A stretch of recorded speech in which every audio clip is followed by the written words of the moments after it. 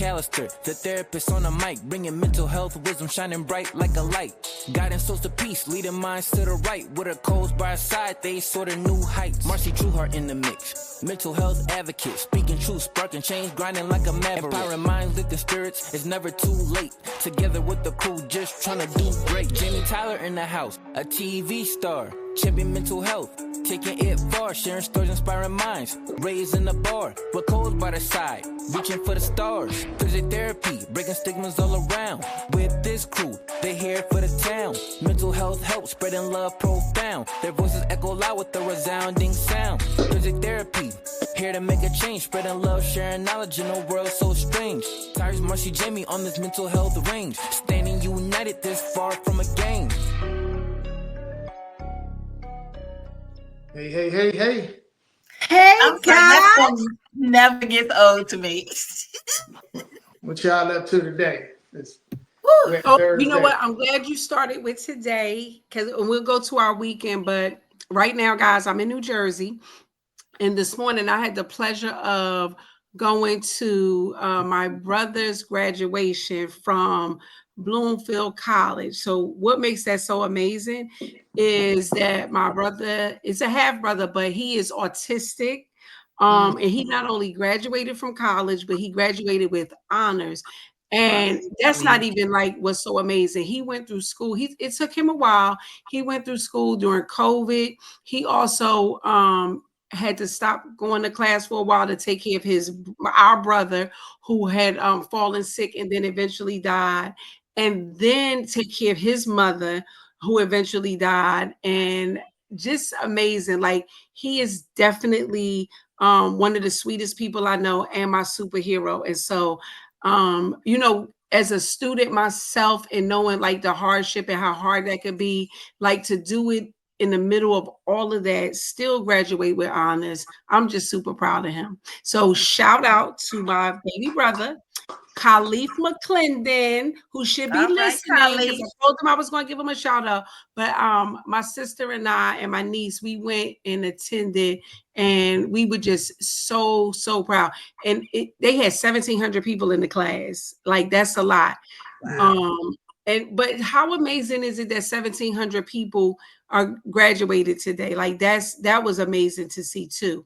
So just a shout out again to my little brother, my younger brother, because he ain't little, my younger brother Khalif. And I just want him to know that I think what he did was awesome. So y'all, thank y'all for letting me share that. Yeah. Now my weekend though, I spent my Friday celebrating the birthday boys, because my husband's birthday too. But and then Amy, like, we celebrated. Yes, and I appreciate you guys for coming. Yeah, we had a ball. I'm still getting my life back in order, but I think I'm okay today. Because you did like a whole weekend thing. Yeah. I called myself doing nothing Saturday, but I still ended up somewhere. And then Sunday, we had part 3. Yeah. You deserve it though. You know what? I'm real big on birthdays though. I think that a lot of times most of us are doing stuff for other people, taking care of other people, doing stuff, working, right? Like, your birthday is the one day that it really it's about you. And you know, personally, I celebrate the entire season. So the month before, the month of, and the month after. I love birthdays. I love celebrating people's birthdays. I love gift giving, everything birthday. I love it, except this getting older thing. I'm not getting with that yet, but man, I'm gonna tell you, I felt like that for 50 plus years, but when you got these texts going, you got Facebook, you got Twitter, Instagram, you name it, emails. I was like, I had my head was about to pop. I was like, oh my God. And then on Facebook, I got 2 pages, so it's no way I could go back and look at 900 birthday shouts between. Oh, you just popular. Yeah, you just popular. That's all that is. I tried. I'll be lucky to get 12. One page had 4 something and one had 4 something. Probably like 400. And I was just like, good God Almighty.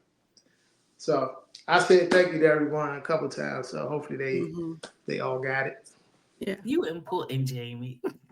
But I tell you what, Sunday night, I had a very interesting surprise. We ended up leaving the event and went to Hamilton, and everybody's favorite right now, Jasmine Crockett came in. She was with, my God. yeah, she was with Tyron Turner, who was in Menace to Society and a bunch of other movies. Eva Marcel was with them. Oh, I saw that picture. Yeah. Yeah, and the girl Kendra G, she was there. Vernon Davis happened to be in there. It was crazy. It's like everybody was just right in the back room. We had a ball though. So yeah. Sweet. Good. So Jasmine Crockett, was she nice and friendly? Oh my God, off the chain. She was cool.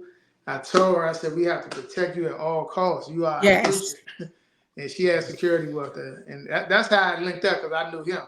And then I'm looking, I'm like, man, she look familiar. And then it all came about whoever. I knew I had met Eva before back in the day. And then I knew who Tyron was. You know, they are in this play right now. That was in DC.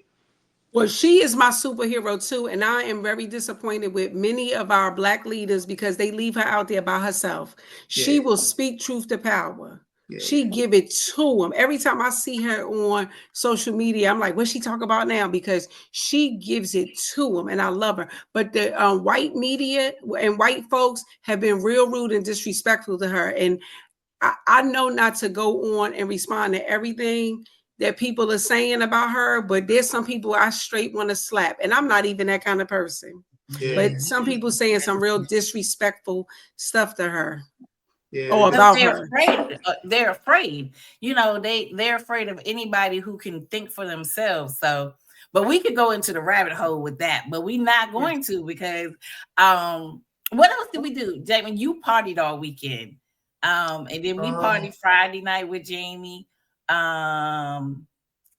What? Saturday we did the event. So our last week guest had showed her documentary, which kind of is a segue into this week's guest. She showed a documentary. It was successful.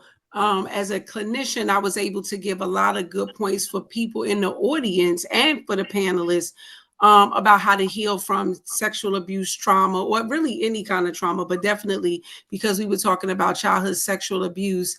And we got to meet a gentleman who was there because he too had experienced it, and he was the cameraman. So of course, Marcy doing what Marcy do, being the executive producer of the podcast, she went right at him and got him and another person to be on the show for another time. But so we have that guest today. So I'm really excited about him and his story because it was a very compelling story. Yes, and before because we were gonna go down the rabbit hole with Jasmine, but before we get to him, we said we wanted to talk about Shilo Sanders. Mm-hmm. No, I was really just asking Jamie. You know, like it's sort of a current event. It's kind of last week now, but I just wanted to know, Jamie being a football fan, you know, I don't really do the NFL, but Jamie being a avid football fan, how did he feel about it? So Jamie, share it with the people. Yeah, like we touched on, I think they did him wrong for sure. I think it's got to do with race and his status, his dad's status. I mean, he was going through it in college. His father was going through it. Like all of a sudden, Dion in Colorado was a target for everybody. Want them to fail just because how confident and loud, you know, outspoken they were. And you know, it's just sad, man. These guys work hard. He was clearly one of the top quarterbacks in D1 football, and then they want to blame it on an interview or something he said or something. It's when you got guys that got charges and everything, but y'all still bring them on their team, right? Like it's interesting. Yeah, it's. I mean, it just goes with the times we in. I see it. The Ball, remember LeVar Ball? They did his family like that. Mm-hmm. And they're not doing, you know, the other side like that. You know, there's plenty of father-son, you know, athletes that make it to the pros, and you don't see none of this. They don't scrutinize them as much. Yeah. And that generation, as a matter of fact, they idolize those. I mean, we're not gonna say no names, but if you're a football fan, you know exactly who they are, and they idolize that whole family for decades. Mm-hmm. Mm-hmm. Yeah, he's I mean, he got picked so late. I don't even know if he gonna stay there, if he gonna make the team. So it's not over. So, and he got the top selling jersey, but he was like the 5th round pick. Yeah, that don't even make sense. But you know, I'm a firm believer as a spiritual person that sometimes people mean things for bad, but God can make it for good. And so I really do appreciate how Dion has responded. Right, he ain't get in there act a fool like he can, because he got some stuff with him. But he handled it like a real champion, and was a very good example for his sons, I think. And his sons, I think they handled it very well too, especially with the prank. Right, I thought the prank was really cruel, and like how they try to downplay pranking him. And I just was like, this is wild. And they tried to be dismissive. But had we done that, it would have been all hell would have broke loose. Yeah. So I just think that Dion has showed up with his family as a class act. I heard too that somebody said something negative about him, and Pilar got into it, the ex-wife of Dion, but the mother of those boys. And I'm like, they don't know you can't be messing with Black people kids. Mm-hmm. People don't play that. Yeah. Right. Yeah. Look, because I don't care if you my biological or my step. If you belong to me, do not mess with my babies. Yeah. Right. Yeah. And on that note, we are going to bring up our guest, Ronald McCray. He has an amazing story for us today. So we're going to just hand it over to him, and he's going to tell us his story. And we've heard it. Tyreese and I have heard some of it, but I know he can get more into the more meaty into it. So welcome, Ron. How are you? I'm good. I'm a little hungry, but I'm good. How you doing, my brother? How you doing, man? Good. How are you doing? Good. Thank you guys so much for having me on. So thank you for being on. Thank you for being vulnerable enough. Our show is called Thursday Therapy, so it's really all things mental health. We talk about trauma. We talk about things that people, a lot of times everybody does not go to therapy. Everybody does not get help. So this is a platform where people hopefully can learn and have a new understanding of maybe other people, but also sometimes themselves.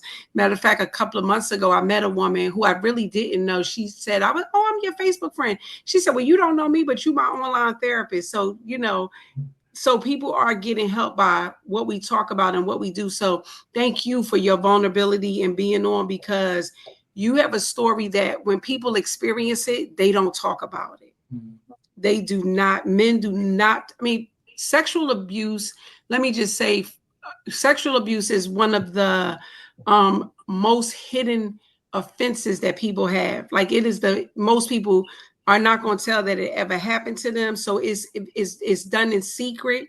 People don't talk about that. That's what they've done.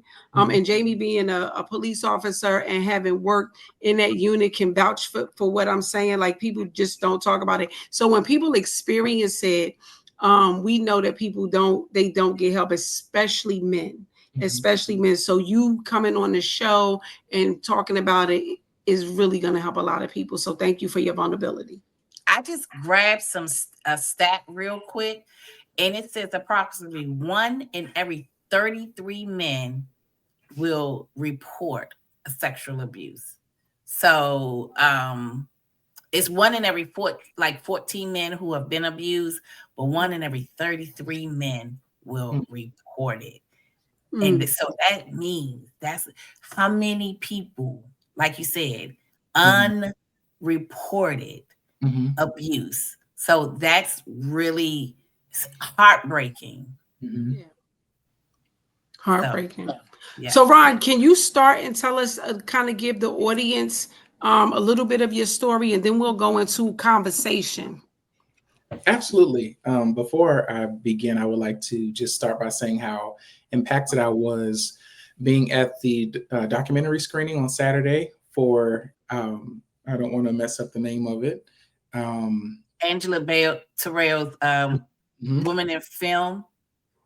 Or that's the email address. Or coming trauma, I think. Coping with trauma. Women of Faith. Women of Faith in Film. That's the email address.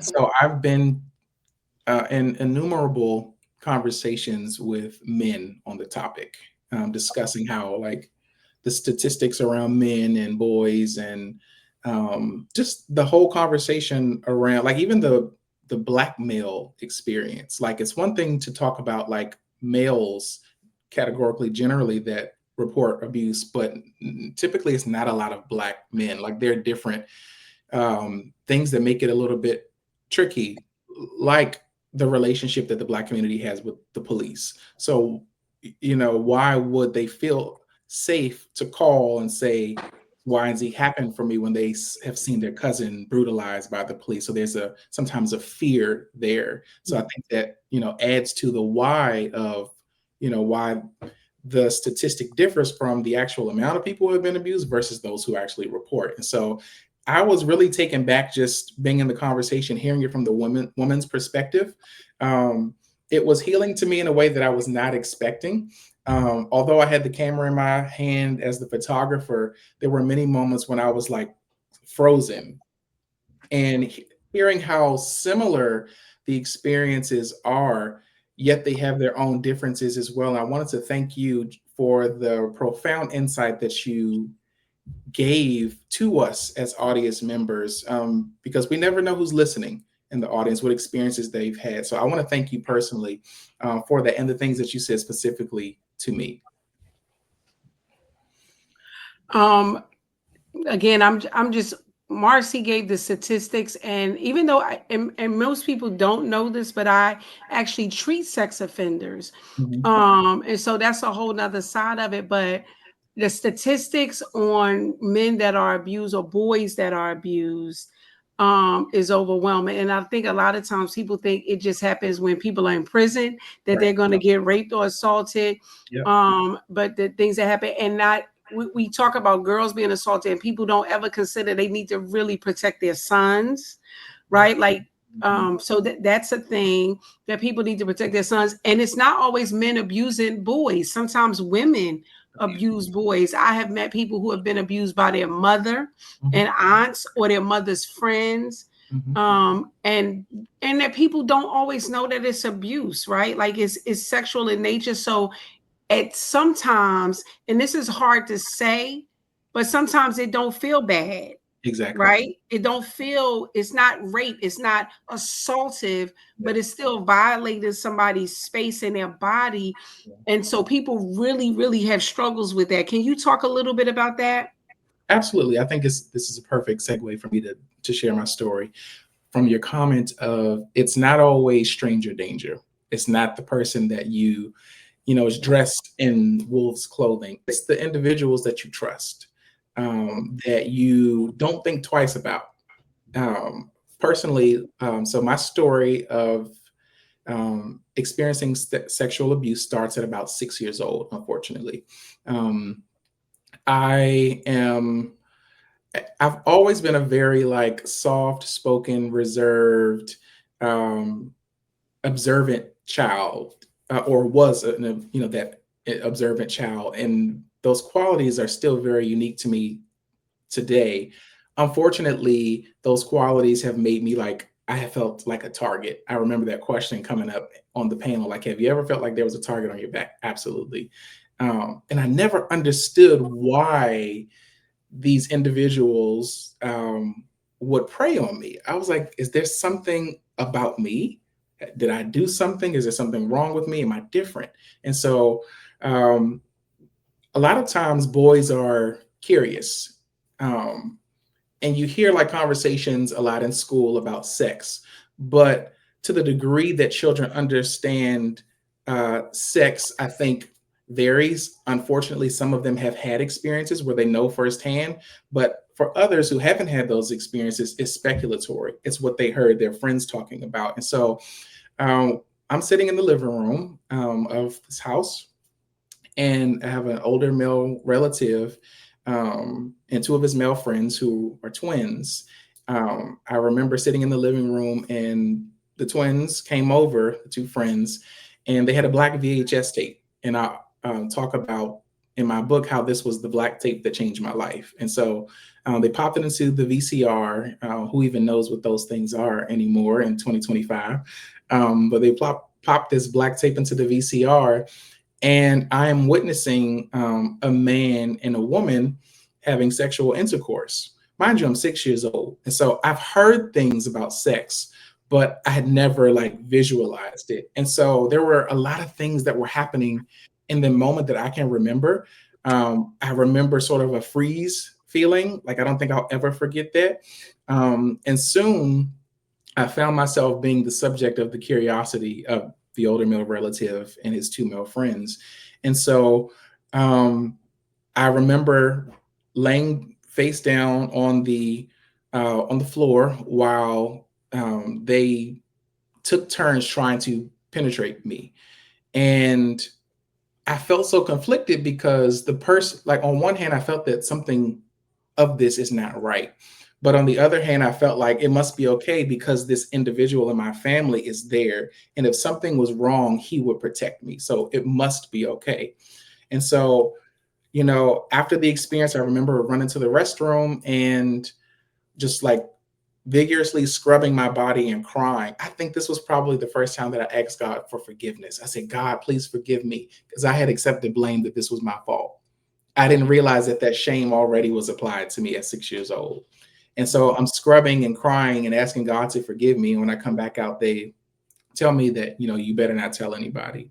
And so these experiences continued on for probably a few years.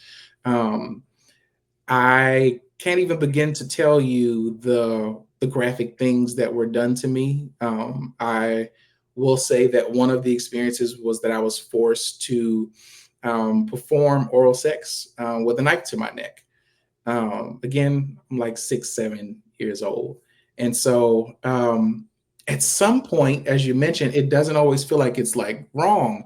The body like starts to respond to that sexual engagement. And so my body physiologically started to respond to what was happening. And I began to desire, and I became a willing participant. And I don't even know when the abuse stopped. I do not remember. I don't know if it was because, well, if I say too much, some of my followers may begin to piece together who the individual was, which I have not made public. So I don't know what it was that stopped the abuse. However, I will say that it wasn't just a sexual abuse. The individual, the family member, was also verbally and physically abusive.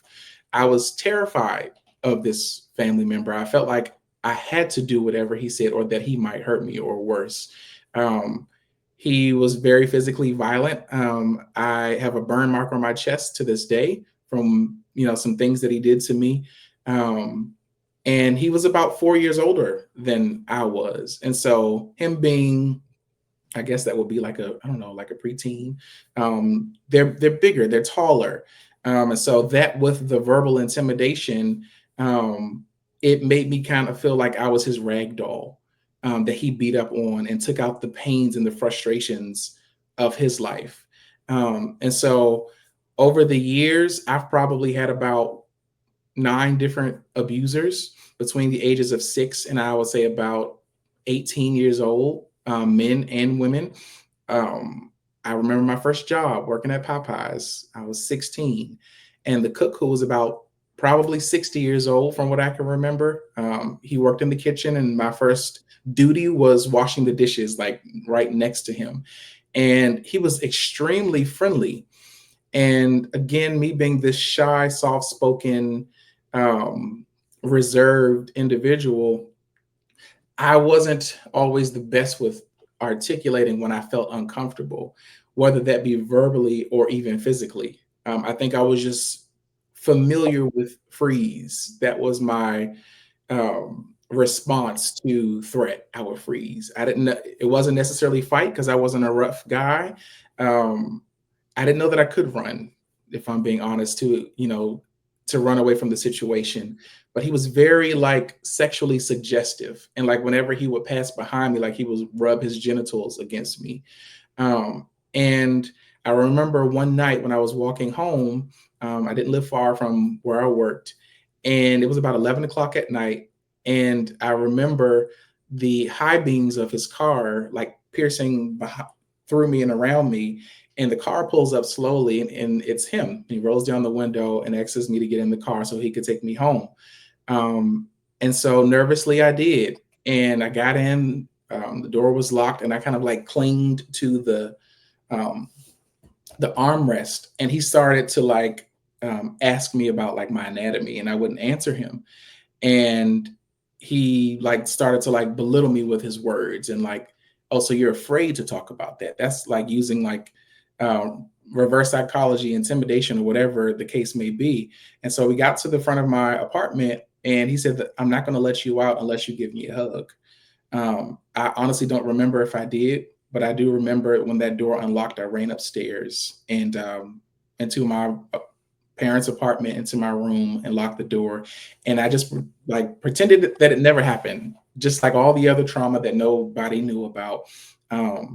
I just kind of shifted it to the back of my mind. I didn't have like safe spaces to go to someone that I trusted to say, hey, you know, something happened to me. Unfortunately, like growing up, my father was inconsistently in my life. He had a drug and alcohol addiction. And so I clung really tightly to mom. Mom was the present figure in the life, in my life at that time. And so although my father loved me to no end, his absence left a devastating impact on my life. I didn't have dad to look up to trust, to go to talk about things about like sex. I didn't have the preventative conversations when I was a little boy. Therapy was for crazy people, you know. It wasn't a routine thing that you go to as you would a physical exam annually. And so I just had this internal war that I lived in day in and day out. And I remember just kind of disassociating. I wouldn't have called it this back then, but just kind of disassociating from my family.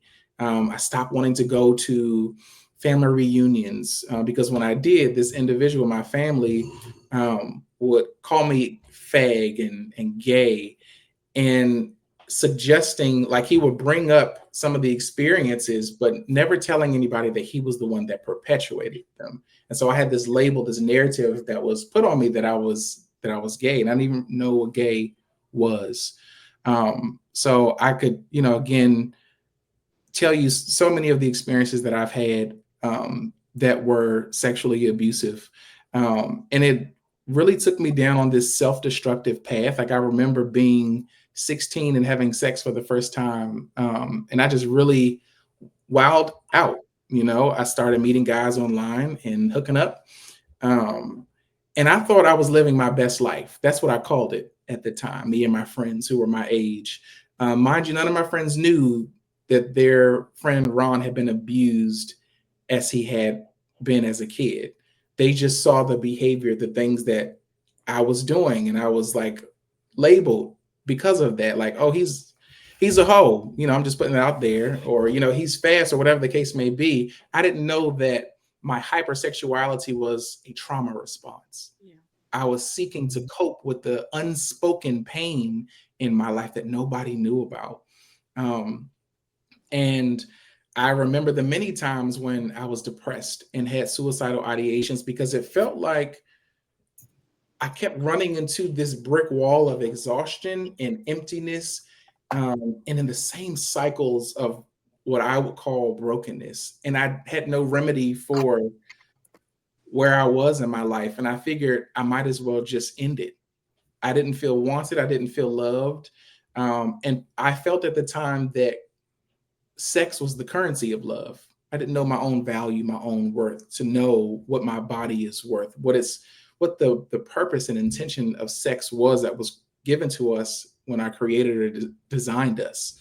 And so I was probably maybe 16, 17, somewhere around there. I remember being in my bedroom and holding a bottle of pills and just wrestling with myself, like wanting to just swallow all the pills.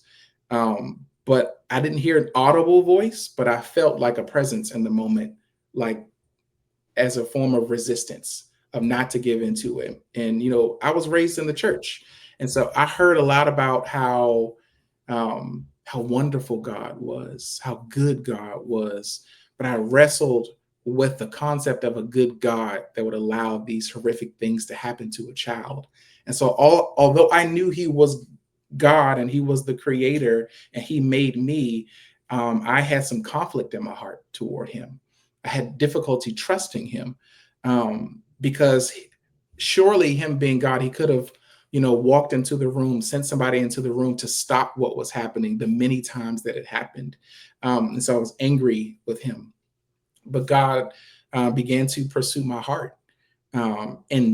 As I've described, like jump through hoops and hurdles to prove his love to me.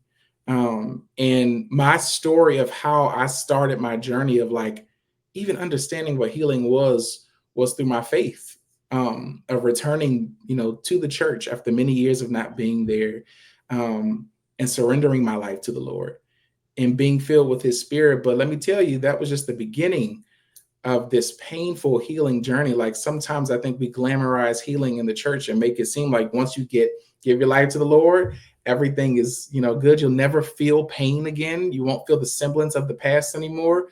But my healing journey was very much a tearing off of a Band-Aid of wounds I didn't know that I had, of God intervening and stepping into my life to meet me at the point of those wounds and walk with me through the journey that I'm still on, of healing. And so, gosh, there's so much that I could like say. Like I'm a parent now of a 6-year-old, and it is hard for me not to parent him from a hypervigilant perspective of wanting to protect him from anybody who looks like they could be a threat.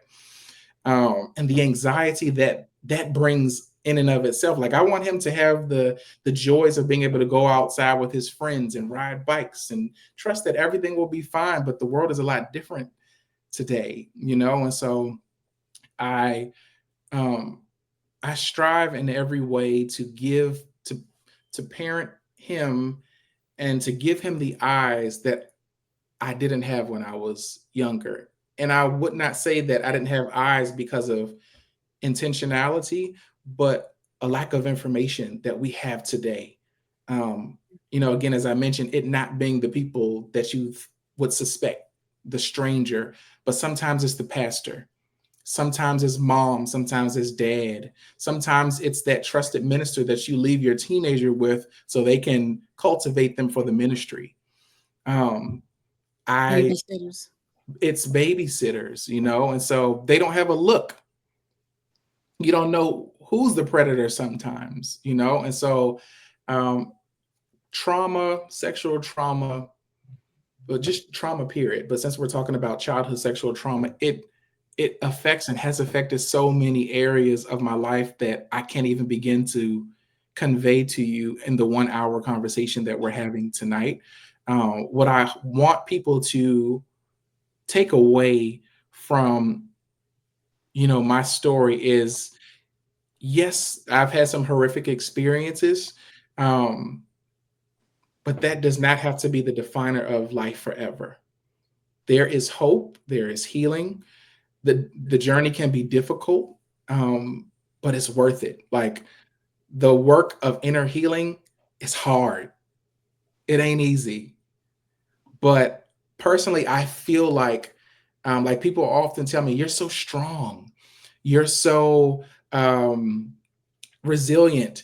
And I feel like I have to be. It's either I fight or I die. And I mean that literally, and I mean that figuratively. If I don't do the work of fighting to heal, then the trauma consumes me. I don't get a chance to become all that God intended for me to be. I have to. That's my duty to heal Ron. The younger me deserves that. And so I want people listening to know that you deserve to be the whole healed self that's already in you. Mm-hmm. and to commit to the work of seeing that in reality. Ron, I had to take some notes because you said a lot. But thank you for that. So a lot of questions I don't have to ask. But one of the things you talked about was the shame, right? And that is really one of the things that prevents people from talking about it because they feel shame, although they were violated, right? Mm-hmm. People carry that. Some people carry it to their grave, but it does change you. Like you said, trauma changes you, but sexual assault really changes you too. And especially when it happens at the hands of somebody you're supposed to trust. So a caregiver, a babysitter, a parent, an older cousin, it shows a 5 or 6 year old, not only is the world not safe, but I can't even trust the people who's supposed to protect me. And so you start relating to people who are in your life very differently. Absolutely. So, and you talked about hope, help, healing, and you say that it's hard. And all of that is hard, but like you said, you're so worth it, right? Like, and I like to think of it like, especially when you were a child, you may not have been able to protect yourself or to figure it out, but as an adult, you have the responsibility and you can do it. But you got to put in the work, but it's better than suffering through it because it does impact all your lives, all areas of your life. And I know that one of the questions I was going to ask is, how do you protect your child? Like, what is your parenting skill? So it sounds like from your past experience, and we all have to parent different, you would consider yourself more of a helicopter dad? Yeah, unfortunately, I don't like it. I think one of my strongest tools of parenting my son is educating myself, because although I have the experience of being a survivor, the experience of the survivor is not the only knowledge that or information that's out there to help protect the vulnerable. Because we're talking about children, it's also our seniors as well that are being sexually abused. And so understanding, not just in the childhood years, but having the opportunity to speak at college universities for events like Take Back the Night and come up with solutions to prevent sexual abuse on campuses. So I'm thinking like, not just as he's a child, but how do I protect him long term? How do I give him information about body boundaries and people respecting you? Like, if our son says he don't want to give somebody a hug, we don't force him to give him a hug. He's entitled to his space, and he will tell you, I don't want to give you a hug. So we encourage him to use his voice as a child. Like my wife and I, bought books and read books to him about sexual abuse without it being called sexual abuse per se, making it, using language that is understandable for him at his age. And so education, that's one part. Another tool that I use, of course, is personal experience. I can look at my life retrospectively and see the areas where others didn't see, or I felt unseen. I think therapy is a wonderful tool for children. Get your children, even if nothing has happened, take your children to therapy. Give them an outlet outside of you to be able to talk about what they're feeling. And they may not even know fully what they're feeling, but a trained therapist can help to pull out what's going on inside. And so we took our son to his first therapy session recently. And I just had a moment, again, I went into this freeze mode and I went back in time and I said, man, if someone would have taken me to therapy when I was 6, how differently would my life had turned out? Like, to be able to start talking through some of those things that happened to me. I barely graduated high school, and I had no idea that, statistically speaking, individuals who experience sexual abuse, many of them struggle academically. I thought it was because maybe a lack of intellect, or I just wasn't able to grab the material. but it made sense once I got the information. Why was I always so aggressive and argumentative when it came to my male teachers? Is because I had this subconscious disdain for men because I didn't trust them. They were the villains to me. Although I was told I needed to respect and trust the Black man, unfortunately, it was the Black man that broke me. And so thinking, how do I protect my son from all the things that I had to live, you know? So education, personal experience, and I pray. I talk to God because he has eyes that I could never see, see things that I could never see into. Because I believe it's God that will keep our son from getting connected to the wrong people. Teaching our son how to have a relationship with God and to talk to God and hear from God himself prepares him spiritually and naturally to be aware of certain environments and situations that could be dangerous to him. So that's how I would answer your question. And I'll jump in there. I just want to recap because I think that's a helpful point to look at how do we protect our kids. One, I love that you ended with prayer, and I want to start with that one, that we teach our kids to pray, not just to pray to God, but have that relationship so that when things go wrong and there might not be an adult you could talk to or talk to in the moment, right. God is always there, right? So I think that's very important, but also like good touch and bad touch, yes. And that you have boundaries and to start exercising those boundaries. Like kids shouldn't be sitting on people's laps, right? Like if you're at a certain age, if you're not a baby, sit in the chair, right? Because people kind of use that, that kind of thing. I have always been, I think, spending the night, right? Like when if my kids spent the night, which was very rare, and I knew the families, I knew everybody who was going to be in the house. And I'm talking like they might have did a sleepover or two, but who's there, right? Who lives there? And then I'm coming in, I would tell my kids, leave your stuff in the car. I'm going to walk you in and introduce myself. I'm going to check things out and you'll know if you can stay when I say, come get your stuff. But if I don't say, come get your stuff, that means I'm going to be back in 2 hours to pick you up. Yeah. Right? Like those types of things. And I caught my youngest daughter saying one day to her friend, my mom, she's not really strict, but she works with sex offenders. So she think everybody's a sex offender. No, I don't think everybody's a sex offender, but I'm protecting you from what could happen. And I just think that's important that we got to take, like you said, you can't look at people and tell that they're going to hurt your children. Right. Like they don't have a look. Or that they can hurt you, right? And so we want to be able to do that. But I think we have to have conversations. We have to be open. One of the women on the panel shared that she had shared with her mother that she had been molested by the stepfather, and the mother did not believe her.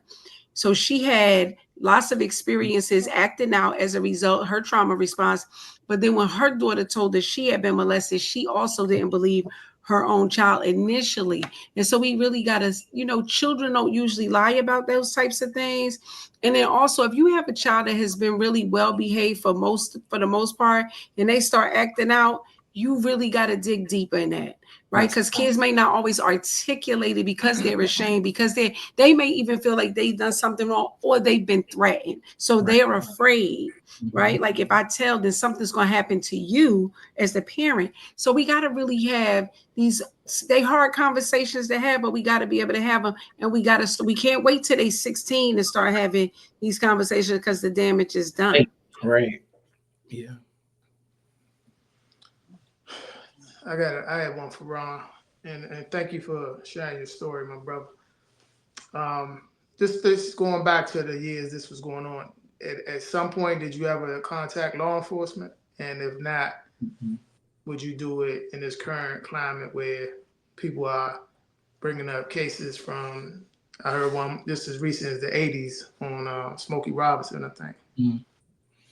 That's a really good question. So I never knew that I could contact the law enforcement. That was the problem. I didn't know. I was unaware, oblivious to any form of help that was available to someone in my situation. Because I was 6, I didn't really know that it was a situation that was dangerous, that was harmful. I think the ignorance of it all as the 6-year-old is what did the most damage, and not having safe spaces to go to someone. And even in like the church, like I didn't have close relationships with people there where I felt safe enough to go and talk to somebody. I think when I experienced sexual abuse when I was 16, when I was raped by this man who was older than me, I think had I known what I know now, I would have called law enforcement. For the individuals in my family who have abused me, I still wrestle with that. I still wrestle with the impact that it would have on my family if people knew who they were. I still wrestle with the fact that as many times that I've spoken on my story on multiple platforms, that I could count on a few fingers how many family members have asked who did it. And I know that there are different perspectives that can be that the reasoning why people don't ask could be looked at, but as the one that was victimized and traumatized and hurt, that lives with this trauma, it makes the pain that much deeper, and it makes the victim, the survivor, feel unseen, uncovered, uncared for. Even if people do care, we want you to ask. Well, let me speak for myself. I want you to ask. Even if I choose not to tell you, that's one thing. But it is for me, it is a demonstration of care. And so it is okay. I would encourage individuals who are aware of family members or friends who have been abused to ask them, are you comfortable sharing who it was that abused you? And they can give you their answer. But it makes it that much easier for us to hold in these dark secrets of the identities of the perpetrators when nobody opens the door to want to know who did what. Yeah. I could see something like this really tearing families apart. But also and people, will blame the survivor because they've exposed it, but they don't always, and not all families, but some families don't look at the fact that this abuser is really the person who has torn the family apart, because most of the time it's not going to be one victim. Right? It's not just going to be the one victim. And that brings me to something else you had said earlier about characteristics that, and I can speak from my professional 20 years of working with people who have sex offenses, is that there are characteristics. Like I have worked with men who have said, I look for the single woman who have a kid and the father ain't in their life. I look for the little girl or the little boy that nobody's paying attention to, and all I got to do is give them some love and attention, right? And then they are going to, draw, the children will be drawn to them, right? And so we have to really, really do a better job at having conversations with our kids, allowing our kids to talk. I know I grew up in the age, you're a little younger than me, Ron, but I grew up in the age where children are to be seen and not heard. You can't talk back. You can't have an opinion. And those really are dangerous spaces, right? Like when kids don't feel like they could call for help and ask for protection. So I want to encourage families, like that's not the best approach. Like children really need to be able to put voice to their abuse so that it can end. I also want to say, and this is for everybody listening, anybody listening on the replay, that there's no statute of limitations on sex assaults. And so that if you are someone who's been abused, and especially in a family, right? Because this doesn't just stop with, it's not usually a one and done. This is a real issue. People who abuse, who are sexually attracted to children or who violate children in this way, like this is an issue, and we cannot just leave our families and the children in our families, exposed to people. And there is treatment for people who have sex offenses. I want to say that too, because I do believe in treatment. And I do believe that even though it is a problem, that after you've done your time for violating somebody's child, because I do believe that you need to spend some time, some soul searching in a prison cell And then treatment comes after that. I do believe that people can recover.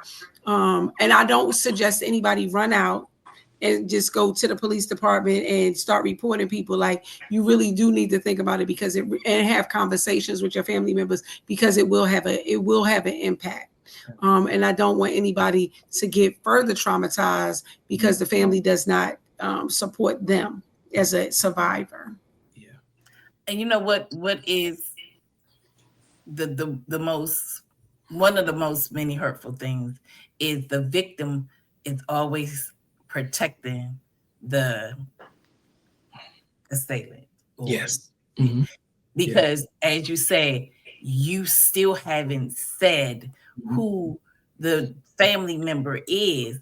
So the victim is always protecting everybody, but never got protected. Mm-hmm. So that's just, yeah. Thank you for bringing that point up. I can't I cannot articulate the weight of that burden is how I would describe it. It is heavy. It is heavy to have to, out of fear of what the trickle down, the domino effect might be of disclosing this individual or these individuals' identity or identities, it is at the expense of the one that's been hurting. And they get to go off and live their lives, you know? And thank God that I've been on this journey of healing and that I've learned the value of forgiveness. I know it's a tough conversation of forgiveness, but you don't have to remain captive to the pain. For many years, I wanted somebody to blame. And when I confronted my abuser and he said, I didn't know what I was doing. On one hand, and he apologized, on one hand, I thought, I wasn't sure if I was going to get an apology or rage, but I got the apology. And I was somewhat, that was appeasing in some ways, but then I was still left with, well, if you didn't know what you were doing, then who do I blame for this? Who's to blame? And so I carried that in my heart for years. And I remember one day God said, blame me. I can handle it. And he wasn't saying I'm responsible for it, but release the feelings of the blame to me. I'm strong enough to carry it so that you can be free. And so freeing myself has looked like forgiveness over and over again. It's not just a one time, because sometimes, it's a cognitive thing. Oh, I forgive you. But then you'll feel it in your body as time goes on, and it resurfaces when you see the person. I've had to make the decision continually to forgive this individual. And asking God to make it sincere in my heart, the forgiveness, so I can have a sincere, authentic freedom, so that I can unfreeze at 7 years old. I can unfreeze from 9 years old. I can unfreeze from 16. I can unfreeze from 18 and the ages in between where I've been abused, and I can live my life freely, that I'm not limited, that I'm not hindered, that my marriage doesn't have to be affected, that my platonic relationships don't have to be impacted because of my abuse, but that I can be a free man.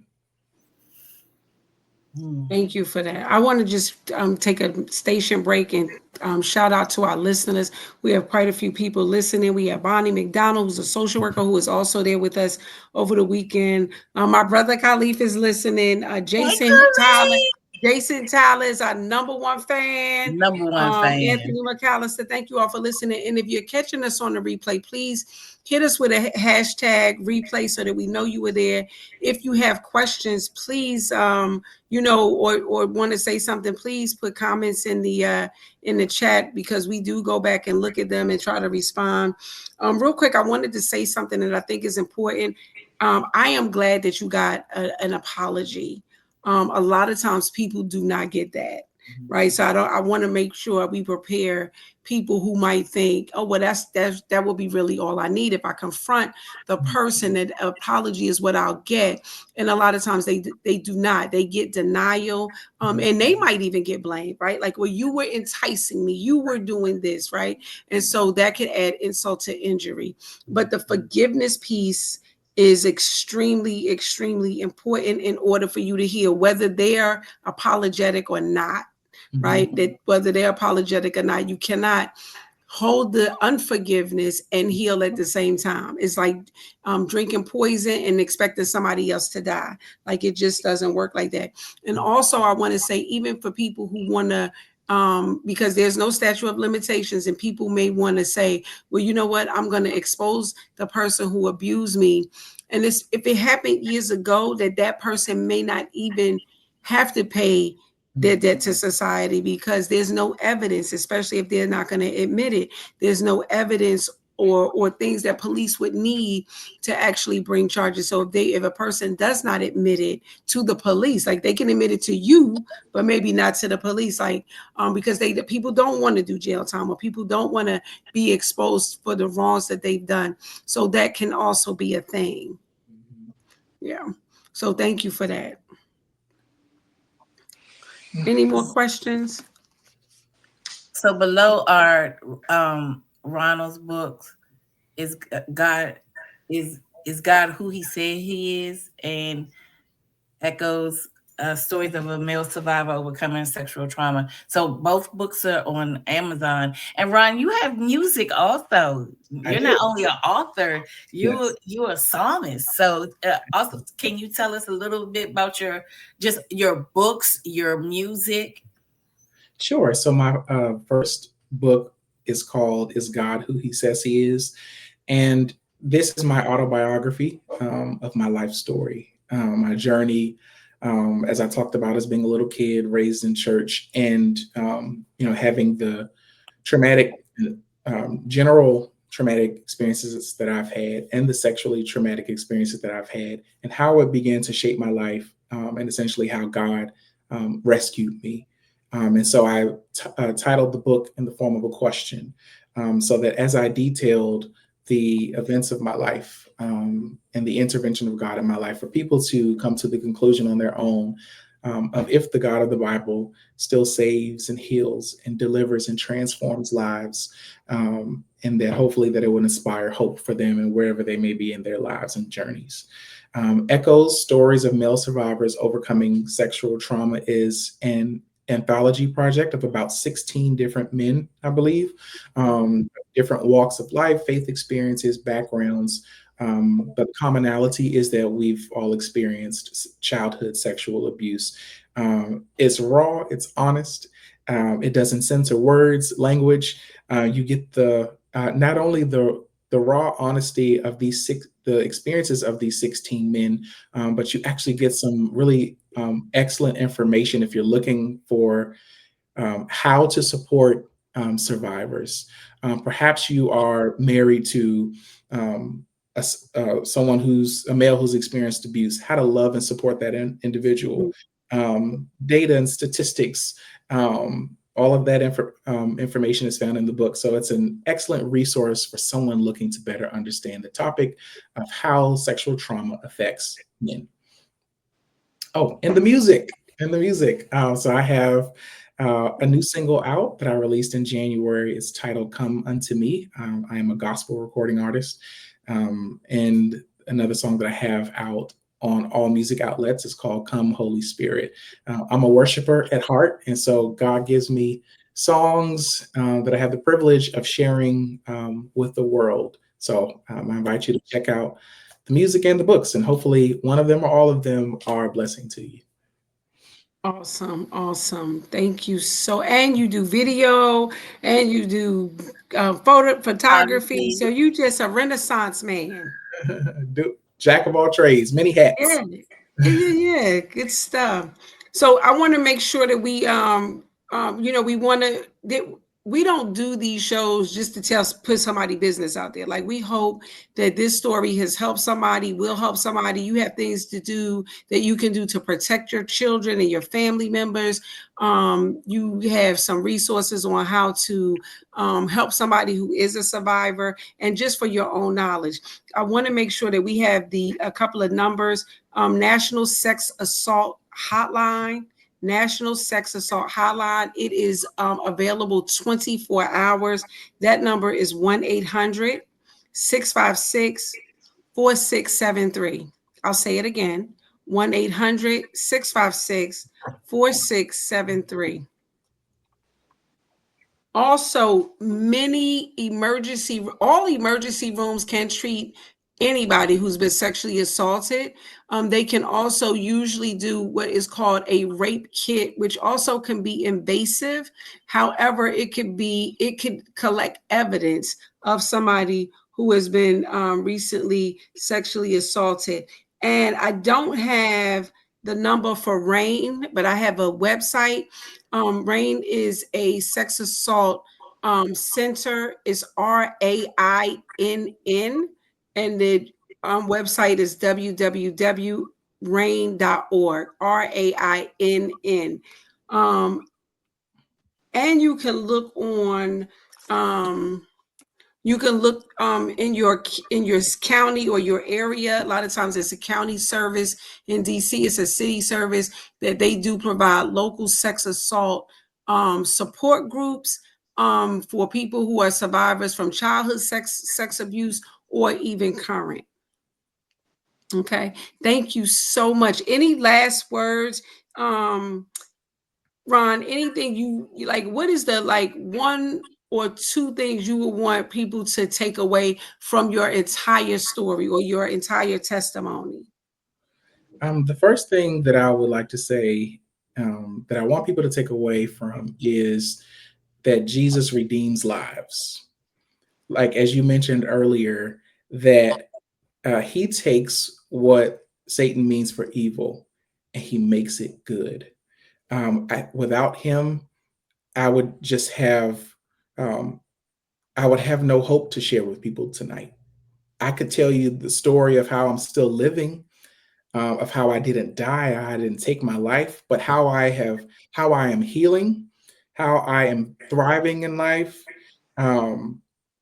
is because of what God is doing in my life and the relationship that I have with him. And so I want people to know that it doesn't matter who you are, doesn't matter what walk of life you come from.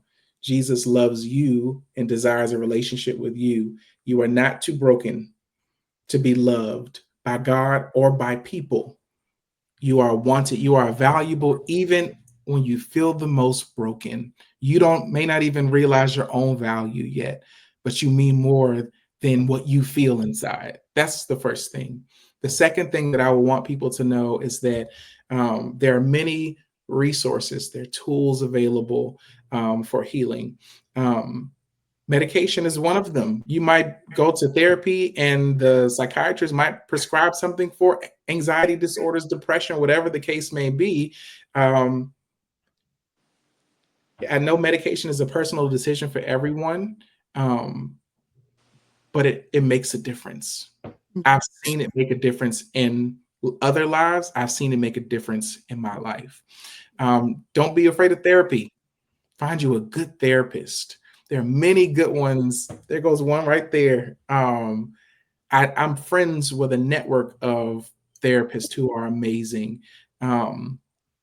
Take that step. You deserve all the effort, the work that you will put into your healing. You'll be able to look back at yourself one day, where you are today, years from now, and say, I'm so glad I made the decision to get help. And for those who may not go to church and you may not be in the faith community, there are, a plethora of resources for you too. I just want people to know that hope is possible. You don't have to die a victim. You can. I'm speaking this into every person who needs to hear this. You will overcome. This is not the end of your story. God has so much in store for your life. That's what I want people to. I appreciate that. And I just want to add too that it really is a decision that you made. It is a decision, like no matter what has happened, no matter what the trauma is, no matter what the story is, the testimony, the circumstances, once you decide I'm going to get through this, guess what? You're going to get through it. So thank you for that.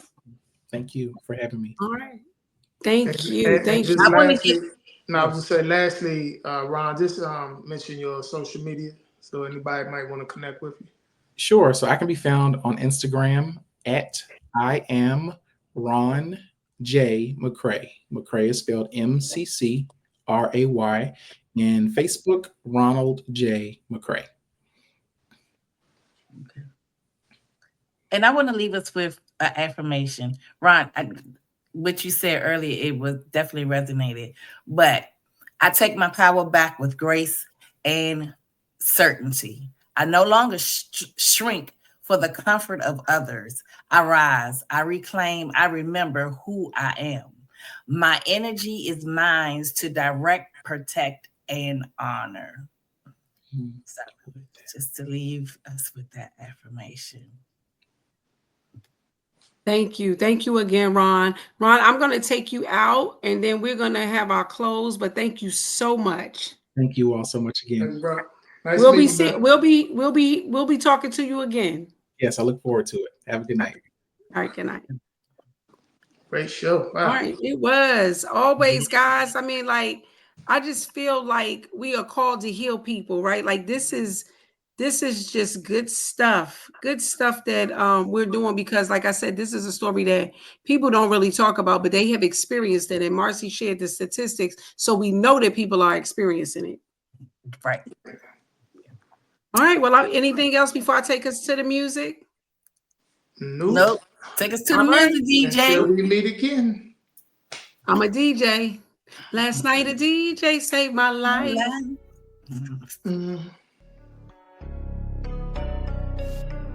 There we go. She's Tyrese McAllister, the therapist on the mic, bringing mental health wisdom, shining bright like a light.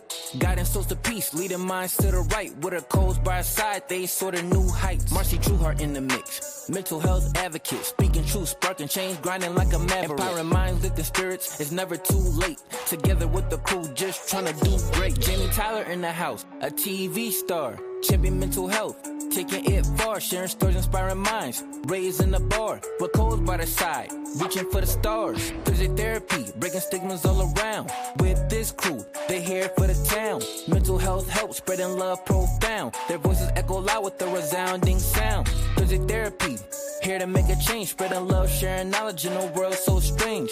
Tyreese, Marcy, Jamie on this mental health range, standing united this far from a game.